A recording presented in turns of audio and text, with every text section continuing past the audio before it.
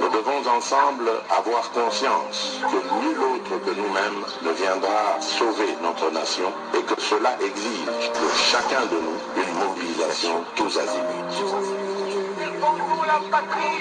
Peuple congolais, il est temps de nous lever, de nous serrer les coudes et d'agir pour défendre notre patrie, notre intégrité territoriale et l'intangibilité de nos frontières. La République démocratique du Congo est victime d'une nouvelle agression rwandaise et des actes criminels et terroristes du M23.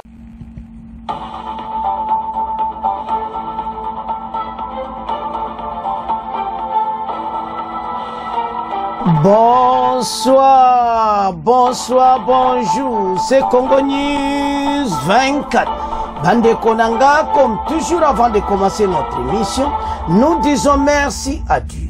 Nous disons merci à nos chers abonnés et téléspectateurs qui nous suivent partout dans le monde et en RDC. Bande Konanga, soyez les bienvenus. À la une, chers téléspectateurs, on va commencer cette émission Bandeko avec Oezo Lekana Goma Bandeko Nanga, mécanisme de vérification ad hoc renforcé, Toba Nango, après Togo Kendi. Na Oye Yindi, quel est le rôle des États-Unis dans Makambo Oyo? Pourquoi Bazako imposer sur Makambo Chile le Tozo Mona Suisse? Bana mboka boyoka ba question boyoka bato bakoloba na émission Oyo. Alors essaye ko yinda na ndenga mukete pour bato bakomo désespéré accord à Luanda. Alors entre-temps armée rwandaise a progressé na ba village mosusu. Tous à la connecter peut développer une émission n'abso.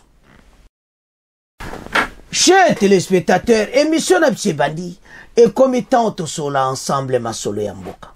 Bande kotoko ban émission Oyo, Oyo Lekaki na Goma. Aujourd'hui, le 5 novembre, mécanisme ad hoc renforcé, c'est-à-dire entre les deux pays, la RDC et le Rwanda, bangotu basangana ki na Goma. Naba responsable militaire, naba to renseignement, pour les deux pays, bangotu basangana ki et puis ils sont dirigés par général et armée angolaise et puis ministre affaires étrangères angolaise, Tete Anthony. Bango bazako diriger yango, ko yeba nanengo azako violer cesser fait, ba renforcer yango. Mais bango ba yebi keza Rwanda mutazo sala makambo, armée rwandaise mutubazo violer. Alors, yango tina bato ba mituna makambo nyonso yo. Eza ba scénario ou bien bango parce que mécanisme ibande ko ya vérification Oyo. Je vous assure banda kala. Tomona katina na yangoti. Bango bazo mona koma le dimanche bango bakiro za village na Lac Albert. Bamoni lundi bakili suna kwiro avant wana bakineki na Kalembe. Bazo mona oyo nyonso armée rwandaise za kosala. Mena baye ko renforcer yango. Bayeba nani Oyo azo salamabi. Alors, na makambo nyonso bandeko, ba question eza tellement élevée. L'émission yoboko yoka parce qu'on va très bien expliquer. So ozo tala ba rôle batu oyo na kati ya makambo oyo. Na batu ba koti makambo to ça des impacts na Occident na et surtout États-Unis ont imposé ki makambo cesser les feux toujours ya na point. Boko yoka na émission. Alors, ils se sont réunis à Goma. Petite barrière, la grande barrière est fermée entre Rwanda et Batou à côté et de l'autre côté Batou. Bazako leka et puis bamona qui était bazo ba mesure nécessaire il y a qu'on renforcer. Et logo sezo salama wene. Bazar rapide ya kobimisa makambo ko likambo salama likambo salama. Mais après okomona suite nango za malungati. C'est ça où ba congolais baza kolemba. Bazo comprendre tete zoke na makambo koma. Mais oyo tozo mona za sûr za ki accord oyo makambo nyonso oyo salami. Fachi alingi lisu gerti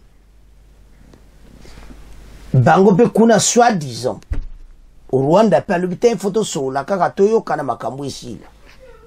Mais entre-temps, et le gozo sala mobulu oyo, même ministre affaires étrangères alobaki, mais sikoyo armée rwandaise M23 bazo kena ko jawa territoire, pourquoi? Pourquoi bazo violer cesser les faits? Wapi ebe États-Unis ba imposa kiango. Mbache za mobulu na deuxième point za sombo yoka. Alors, bandeko citation tozo kenango. Ezo senga ba congolais tous à l'ensemble. Tom meka ko raisonner pour na mboka très bien. Mais ce qui est vrai, makambo ko sile su na bitumbati.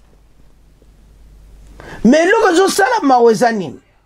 Eza que clarité za yote pas tozo kedede pas tozo banda, tozo suka ezo do clarité penezati. Pourquoi? Parce que koto to yokani keto sala boete Rwanda zo sala na ye, azo violé cesser les faits, les mêmes Rwanda azo kokosa makambo. Et puis, na makambo oyo yaba FDLR, c'est la même chose. Mais tout le monde to comprendre, mécanisme ad hoc renforcé yango.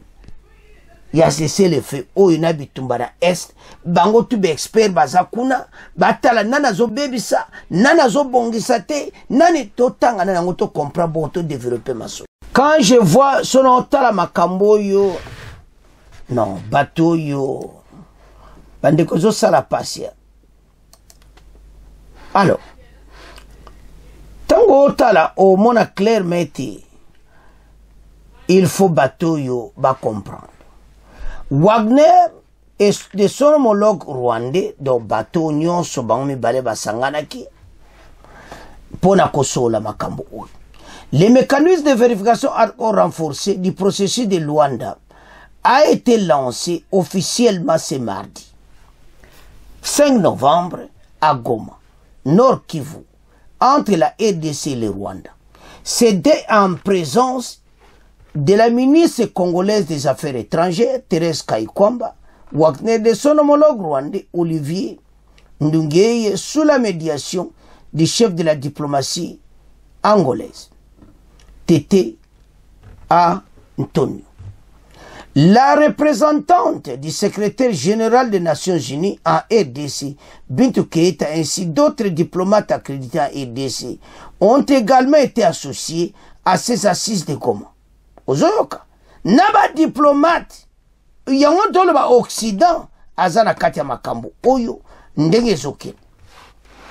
Selon le ministre angolais des Affaires étrangères Tété Antonio, l'EVA, dont le mécanisme de vérification renforcé, vise à assurer un suivi impartial des accusations mutuelles d'agression et d'attaque afin de consolider une collaboration pour la stabilité de la région. C'était pour mettre en œuvre une décision que nous avons prise sous le leadership du président Joao Lourenço. Les médiateurs désignés par l'Union africaine, décision de renforcer le mécanisme de vérification ad hoc qui était déjà en fonction. Étant donné les impératifs du moment et aussi les résultats que nous souhaiterons entendre, il a été décidé qu'il soit renforcé et nous avons aussi décidé que nous devions lancer plus tard les vérifications pour pouvoir aider le processus de Luanda objectif. Il a été aussi question que durant ce lancement, les nouveaux membres du mécanisme de vérification de ad hoc renforcé soient présentés et ce qui a été fait et qui a été déclaré à la presse, le chef de la diplomatie angolaise Tété Antonio. Donc, va expliquer que maintenant, yeba, nana zo buka mibeko, nana zo continuer à attaquer Moutali Bosso, nana zo bazo funda na entre bango. En tout cas, président rwandais azana ba désordre moko. Tabana mboka, makambota na otala yango. Na otala président rwandais na zo mone penaza mutu moko. Oh, bandeko. Boke banatato. Aza très méchant. Parce qu'il y a yebi oezoleka. Il y a yebi makambo très très bien. Et il faut batika makambo oyo baza kosala bato wana oyo baza ko violer cessez-le-feu batika yango. Mais ils le savent. Alors tango tala makambo ozomona ki bandeko eza makambo osakana ti, mais biso nde totelema pour l'intérêt du pays, parce que l'ennemi azana ye kaka à côté bazoluka ndenge nini soki biso tosoli bien te ale bitumbe bandi ale bango ba profiter. Alors bakonzi bamone te toke na bango na système oyo et puis makambo okende bien. Donc c'est ça ce qui se passe pour le moment. Alors tango otala makambo titi otali olobi ah bon tokenega totala kande makambo za ko avancer, parce que au moins clairement été bamusuba salbe bamusuba zo salati. Le plus important c'est surtout de faire en sorte qu'on arrive à la paix. Le seul chemin c'est de rendre cette région ce qui lui revient, et ce qui revient c'est d'être une région riche et la paix qu'elle mérite. Qu'on mette enfin la souffrance de la population qui sont là. Nous avons aussi tous insisté sur la nécessité du respect de cessez-le-feu, et nos collègues des mécanismes de vérification ad hoc sûrement feront tous, aideront l'atteindre objectif et dire ceux qui insistent les armes et c'est le mauvais chemin. Bandeko, les trois bangonyonso bazala qui présent. Alors, ils ont tous confié une mission que nous puissions faire revenir la paix dans l'est de la RDC. Makamboze belende to tangi wana yope zo tango comprendre. Donc, ntango bazo sola ngotoza na sewana. Lancement du mécanisme de vérification ad hoc renforcé le 5 novembre à Goma. Ndeko mo ministre des Affaires étrangères à Rwanda, ministre des Affaires étrangères à Bissau, ba occidentaux, ba ambassade nyonso na États-Unis bazaki présent. Po basi tanga yango bien, po batala makambo nde bakoyokana bon nani akobebisa. Mais Rwanda so bebisa bono sale lokote. Alors, to développer ma solo bon après toya ndeboyoka oyo ba américain balo mais toyoka nani makambo ya ad hoc vérification de lekaki bon après toya na oya rôle États-Unis na makambo. Encore une fois, bonjour. Processus de Luanda, lancement officiel ce mardi 5 novembre à Goma du mécanisme de vérification ad hoc renforcé. La cérémonie se tient à la frontière entre le Rwanda et la RDC sous la direction de l'Angola. Ce mécanisme vise à assurer un suivi du cessez-le-feu conclu récemment entre les deux États, mais aussi des accusations mutuelles d'agression et d'attaque entre le Rwanda et la RDC. Le point avec Sifa Maguru. La grande barrière entre Goma et Gisenyi est restée fermée à tout mouvement migratoire toute la matinée de ce mardi à la suite de cette cérémonie officielle entre la RDC et le Rwanda. Tous les passagers étaient orientés vers la petite barrière. Cette structure régionale, lancée officiellement ce mardi, devra intégrer les officiers des liaisons congolais et rwandais en charge de veiller à un suivi impartial de la violation du cessez-le-feu, mais aussi des accusations mutuelles d'agression et d'attaque entre le Rwanda et la RDC. La mise en place du mécanisme de vérification est consécutive aux conclusions de la réunion des experts de défense et sécurité du 31 octobre dernier à Luanda.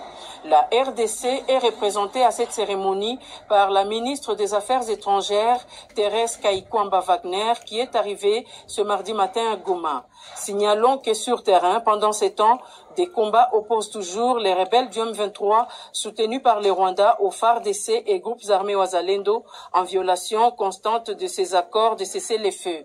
Depuis la grande barrière, Goma, Sifa.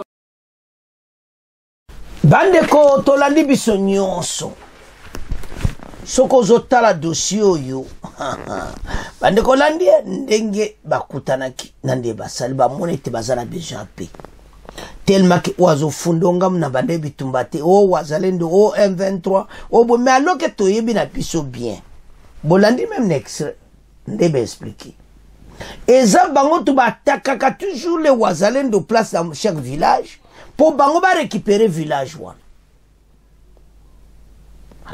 Tango tala makambo oyo ezopesa trouble. Ozomona yango makamba Luanda oyo ebele ba commission ti. Ndenge salami wana. Ba Occident ba vana pena bazaki pena Goma lelo. Bazako tala nde makambo ezoke. Nani akobebisa to tala bango. Parce que ba yebi te basi ba conquérir ba place nyonso.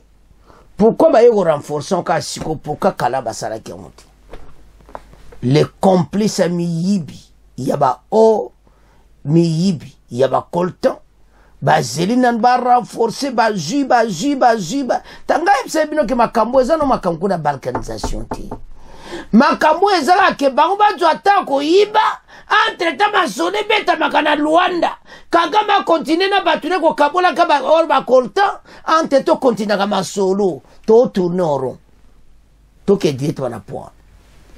Boyo kabandeko moko ya bato ya Nord Kivu ayeko expliquer ngo très bien.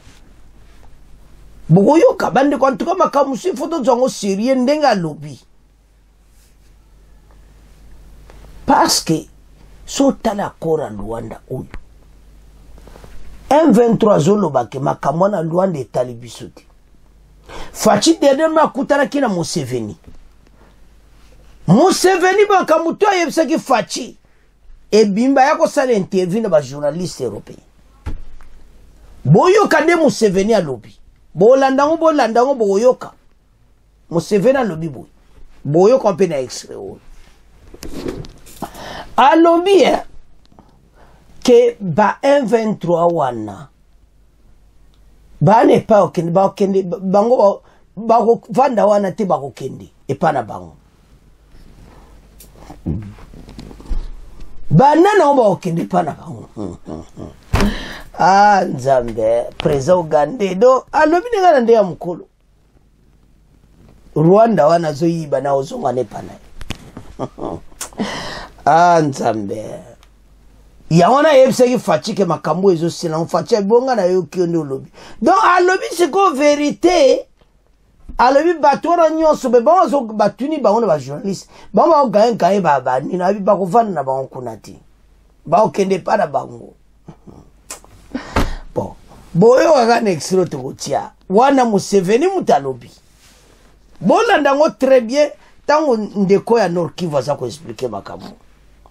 Alors maintenant question yi ba américain rôle na bango ezanini ndeko lutaba makambo ba renew bana obanda kala effectif les arona suite mon favorable na makasiti et lo kozala na peut-être ka ke guerre kozala ti et maintenant ba oluka ba pousser bateau na makasi ba bima. Je ne crois pas que ba M23 ba ko bima na mako kama lembe bon armée rwandaise ba ko quitter kana bitumba ndenge salama kina 2013-2014 parce que ba américain ba ibo che trêve pour eloni ezanga bo peksa Kagame te atika ko kenda ko zoba territoire eloni ezanga bomba lobanai. Vous voyez là où il y a un problème caché ozo bata mo ba congolais bazo mona bazo kosa biso ba yiba ka ba minere to kontina masolo na Rwanda. Après ça, ba minéré koki, bon makambo esili nango, bino bozonge pana, ne passe présent Uganda sa lobi. Aye ba omba okite bana bako. Seconde kwa no kiba me, bananga wana ba okite pana bongo zana RCC. Kote opi basiba condamné bango à mort. Makambo eza mobulu awa. Bandeko, l'heure est grave. Alors, toke na rôle américain. Toyo ko bandeko ba Nord Kivu ba expliquer ngo bongo to avance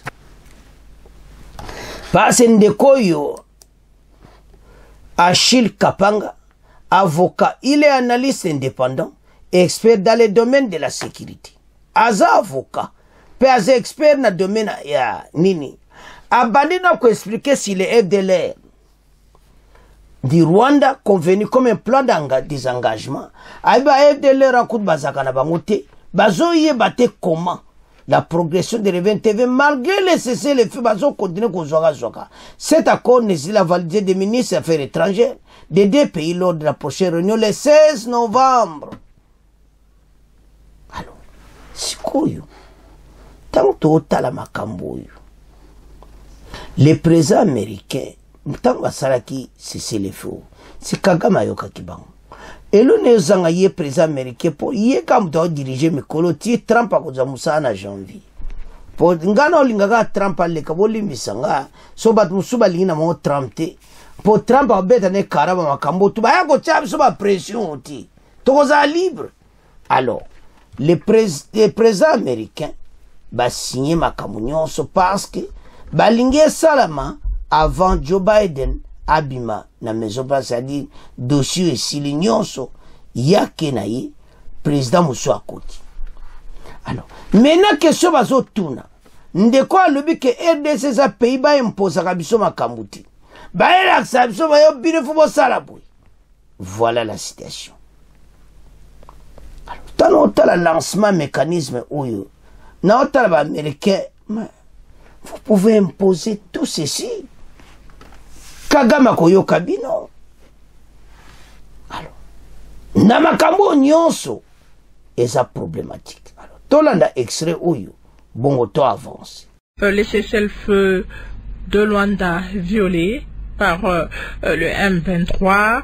Entre-temps, ce groupe armé est en train de gagner du terrain dans le nord Kivu.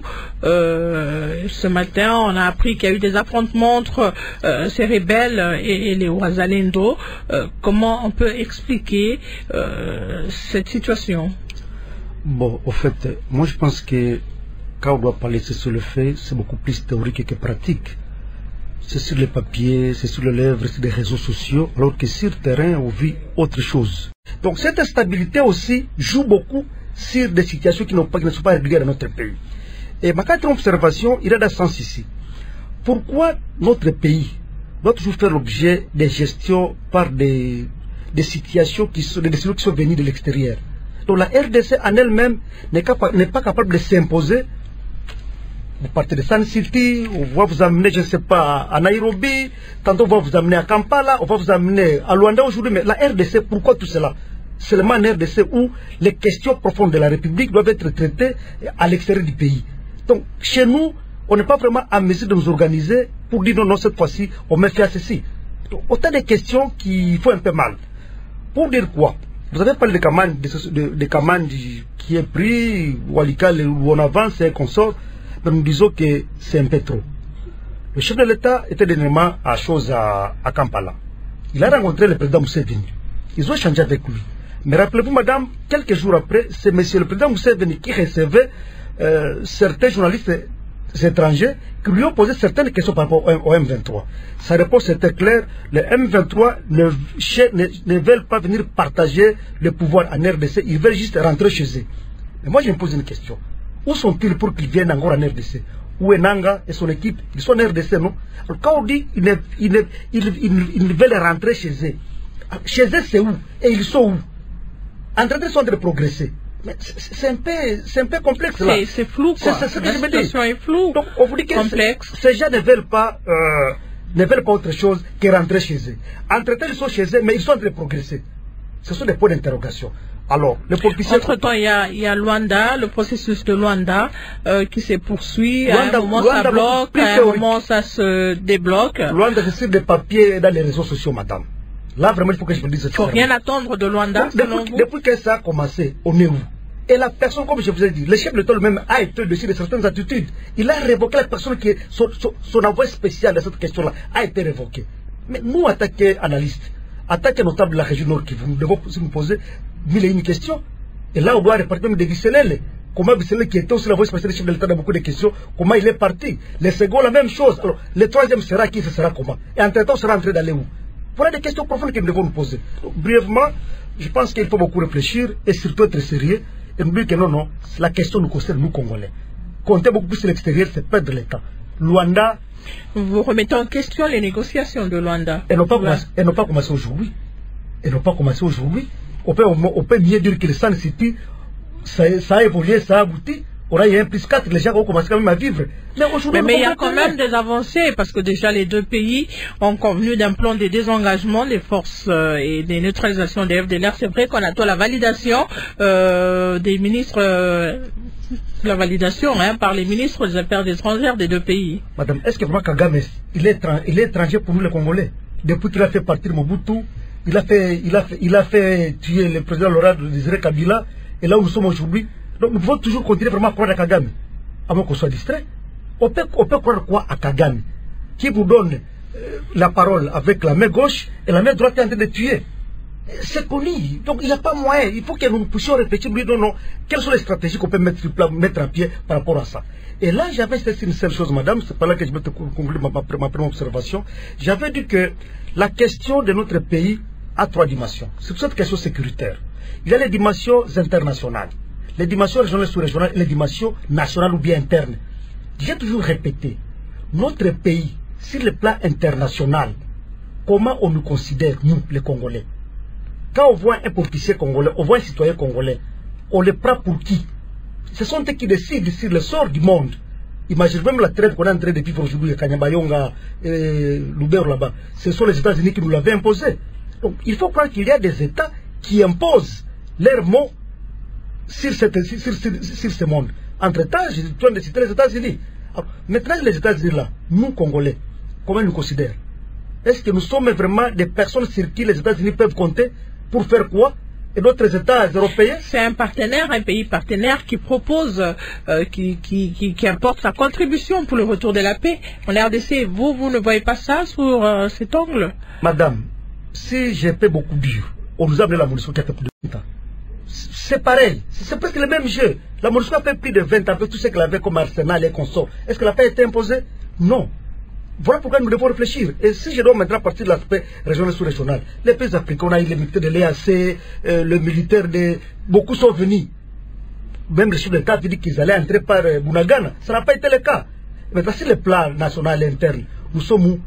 Quand ce sont nos propres militaires qui doivent être livrés les armes à l'ennemi, qui doivent vendre les armes, les plans de guerre à l'ennemi. Bon, devant tout ça, vous voyez, le peuple congolais est où? Or, on a de nouvelles institutions qui viennent d'être mises en place.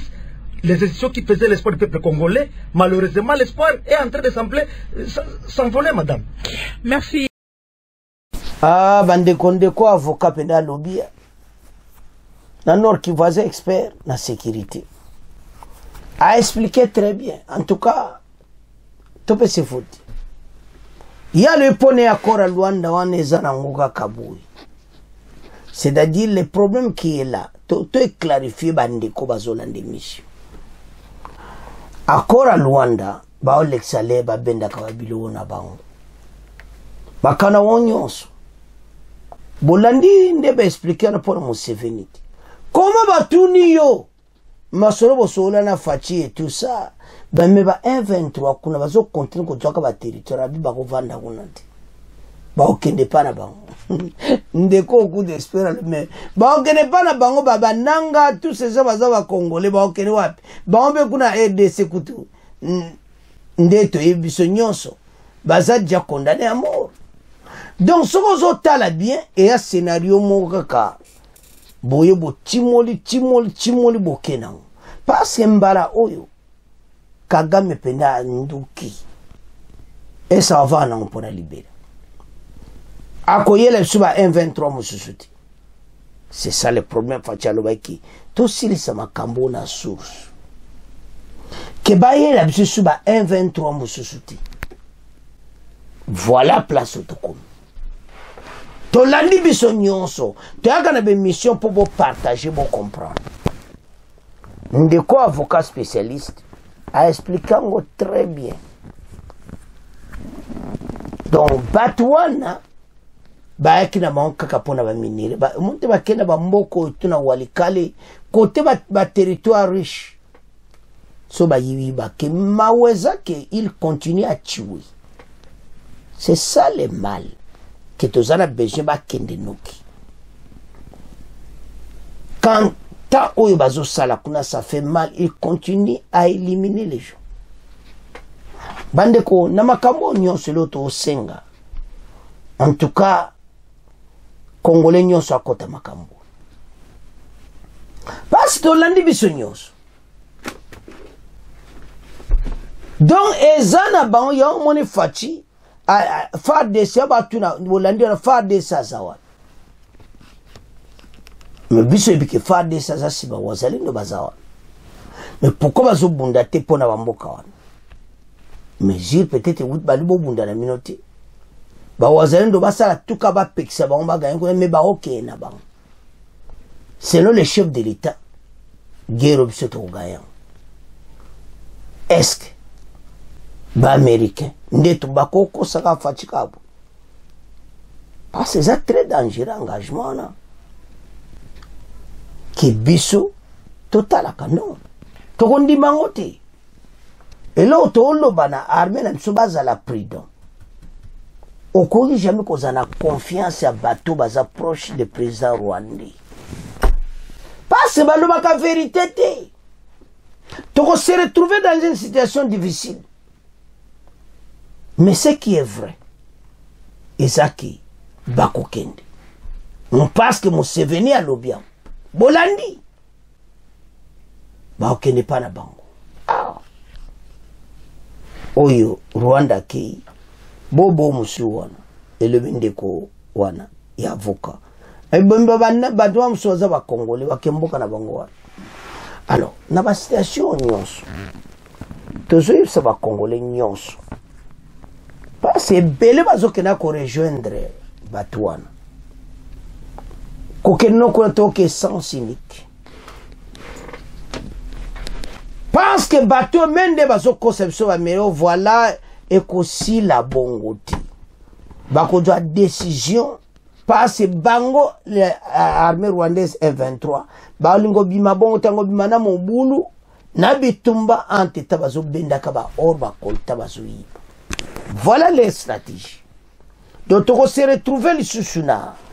Bango ba beaucoup de combitumba pour abimsabona makasi. Il y en a plusieurs localités. Ils ont fait des normes yo ka argent. Ba sali pénal les business. Mais le président Rwanda yebeti a komena suka. Situation des okene ba congolais tous à la bomoko. Et nous allons gagner cette guerre. Ndeto landuana mécanisme ad hoc de vérification oyo tale ba yego salam bato basiba yibi ba mobilo donc bango ba banda kala ba yebati na bango mote bandeko to landi biso nyonso mission to yoki en tout cas lelo ezaki spécial kaka ndeni esta RDC alors to comment tika ngona bino bo continuer ko s'abonner massivement. Bon partager. Au revoir. À la prochaine.